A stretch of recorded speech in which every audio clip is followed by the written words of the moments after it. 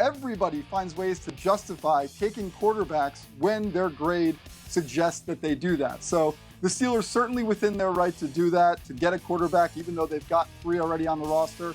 And quite frankly, it's just going to come down to whether Mason Rudolph can play or not. And I would add this bit of historical context. When Ben Roethlisberger was drafted, they picked him with the first-round pick. Tommy Maddox was so bummed. He was the starter at that time. He said that the Steelers told him that they were going to take a tackle with that pick. He, too, was very surprised, very upset. Roethlisberger, the fruits of that decision. Okay, so, Jeff, it feels like this could be a little bit awkward when these two have to work together. Where do you think this goes from here between Ben and Mason?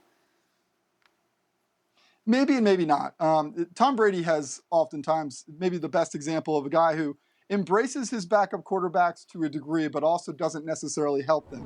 I remember one time Robert Griffin III, who wasn't even on his team but was in joint practices with him, told me that he asked Tom Brady for advice in a practice one time, and Tom told him, "Not until I retire, Robert." So there are a lot of starters around the league that politely decline the ability to give advice to backup quarterbacks, and it still works out just fine. So we're going to have to find out. It basically just amounts to how well Mason Rudolph plays and how, I guess, mature and responsible he acts in that locker room, and if Roethlisberger is willing to reciprocate.